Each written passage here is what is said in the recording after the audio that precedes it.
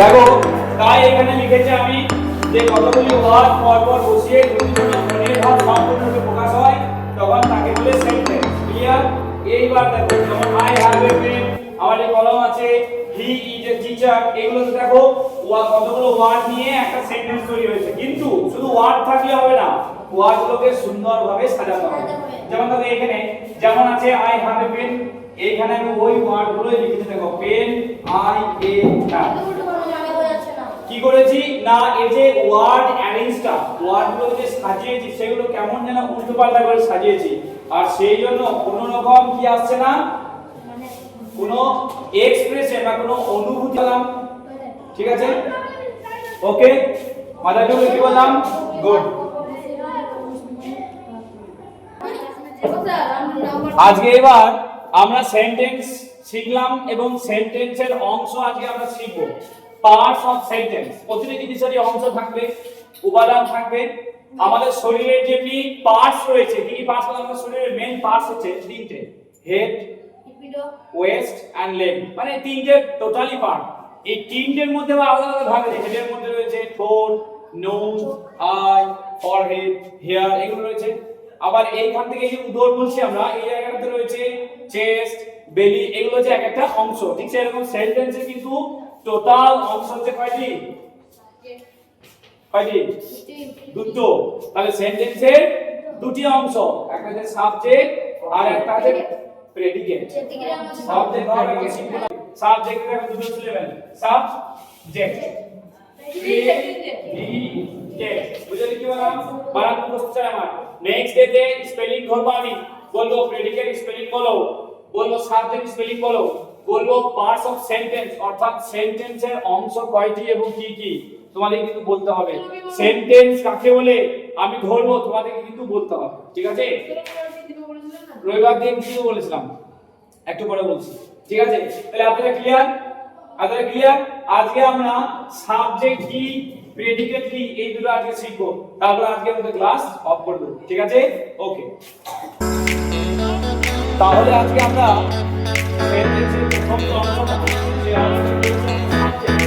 এবং সাবজেক্টের বাংলা হলো উদ্দেশ্য, আমরা বাংলা ব্যাকরণে করেছি আশা করছি। বেশ, এরপর আমরা সাবজেক্ট কাকে বলে আমরা জানবো। ঠিক আছে?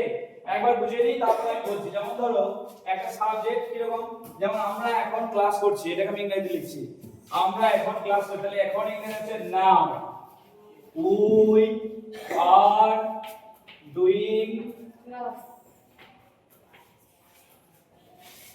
The class. এটা একটা কি, গোটাটা একটা কি হলো, গোটাটা একটা সেন্টেন্স। এই সেন্টেন্সের মধ্যে সাবজেক্ট কোনটা আর প্রেডিকেট কোনটা আমরা আজকে বুঝবো এবং জানবো এবং শিখবো। দেখো কি বলছে না, মানে এখন এখন বলতে এই সময়টাকে বোঝানো হচ্ছে। বেশ, দেখো এখানে আমি সাবজেক্টের সংজ্ঞা লিখাবো আগে, তারপর এখানে উইটা হলো সাবজেক্ট, কারণ এই উইটা দেখো ক্লাস, আমরা এখন ক্লাস করছি, কারা ক্লাস করছে? আমরা। তাই এখানে উই অর্থাৎ আমরা, এই আমরাটা হলো সাবজেক্ট। বুঝলে কি বললাম? তাহলে সেন্টেন্সের মধ্যে যার দ্বারা কাজটি সম্পূর্ণ হয়, যার বা যাদের দ্বারা, অথবা সেন্টেন্সে যে বা যারা কাজটি করে বা করছে, অথবা যার জন্য কাজটি করা হচ্ছে, সেটাকে আমরা সেন্টেন্স অর্থাৎ বাংলায় উদ্দেশ্য শিখেছি আমরা, ইংরেজি বলে সাবজেক্ট। ঠিক আছে? তারপরে আমরা সাবজেক্টের সংজ্ঞা লিখবো ফটাফট, তারপর আমরা কি করব, তারপর আমরা একটা করে एग्जांपल দিয়ে বুঝে নেব। ঠিক আছে? তাহলে সাবজেক্ট কাকে বলে না,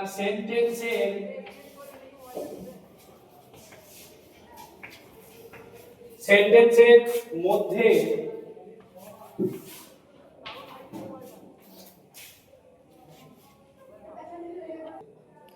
তাহলে দেখো সাবজেক্ট কাকে বলে, আর একবার বলে দিচ্ছি, ভালো করে শুনে নাও। সাবজেক্ট বলতে সেন্টেন্সের মধ্যে যে বা যারা কাজটি করে। যেমন Arif is writing grammar, Arif grammar লিখছে, কে কাজটি করছে? আরিফ। তাহলে আরিফটা হচ্ছে সাবজেক্ট, ওই যে আরিফটা হচ্ছে সাবজেক্ট। তাই লেখা আছে দেখো সেন্টেন্সের মধ্যে যে বা যারা কাজটি সম্পন্ন করছে বা করে সেটাকেই সাবজেক্ট বলে, অথবা সেন্টেন্সের মধ্যে যাকে বা যাদেরকে উদ্দেশ্য করে কাজটি সম্পন্ন হয় তাকেই সাবজেক্ট বলা হয়। যেমন দেখো এখানে দ্য ম্যান সেলস ভেজিটেবলস, মানে কি মানুষটি সবজি বিক্রি করে। তাহলে মানুষটি অর্থাৎ দ্য ম্যান সেলস ভেজিটেবল, লোকটি সবজি বিক্রি করে।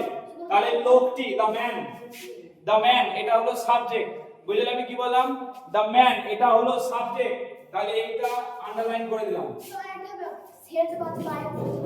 না হবে না, আমি বলছি দেখো টুডে মানে আজ, উই আর ভেরি টায়ার্ড, আজ আমরা খুবই ক্লান্ত। কারা ক্লান্ত? আমরা, আমাদের জন্য এই কথাটা বলা হয়েছে, আমরা ক্লান্ত আমাদের সম্পর্কে বলা হয়েছে।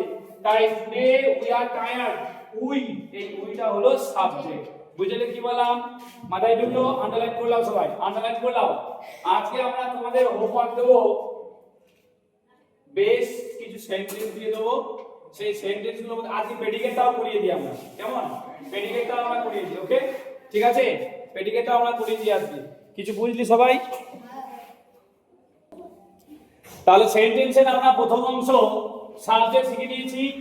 এবার আমরা শিখবো প্রেডিকেট কোনটা, সেন্টেন্সের প্রেডিকেট কোনটা এবার আমরা শিখবো। দেখো কি বলছে, যে সেন্টেন্সের মধ্যে সাবজেক্ট যে কাজটি সম্পন্ন করে, সাবজেক্ট যে কাজটি সম্পন্ন করে বা সাবজেক্ট সম্বন্ধে যা কিছু বলা হয় তাকেই বলে প্রেডিকেট। বুঝলে কি বললাম? যেমন আমি প্রথমে একটা এক্সাম্পল আমি দিলাম প্রথমে, যে ইমরান ইজ এ টল বয়, ইমরান হলো একটা লম্বা ছেলে। তাহলে ইমরানটা সাবজেক্ট, তাই তো? তাহলে আমি ইমরানের সম্পর্কে কি বললাম? লম্বা ছেলে। তাহলে একটি লম্বা ছেলে, এই গোটাটাই হলো বিধেয় বা প্রেডিকেট। ঠিক আছে, বুঝলাম কি বললাম? দেখো নাও মানে এখন, দে আর রিডিং ইংলিশ, এখন তারা ইংরেজি পড়ছে।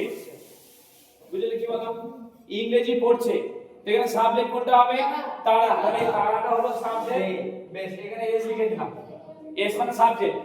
আচ্ছা, এই তারা কি করছে? ইংলিশ পড়ছে। তাহলে ইংরেজি পড়ছে, গোটাটাই হলো প্রেডিকেট। কিছু বুঝলে কি বললাম? এই গোটাটাই হলো প্রেডিকেট। মাথায় ঢুকলো কি বললাম আমি?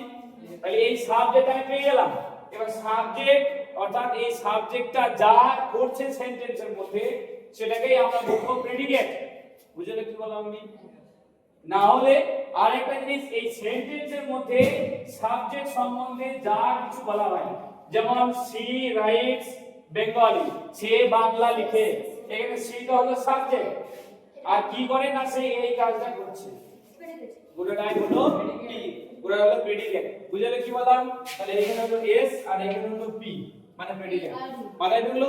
আর একটা আমি যেমন আরেকটা एग्जांपल খুব সিম্পলি আমি দিলাম, Imran, Imran is a ton boy.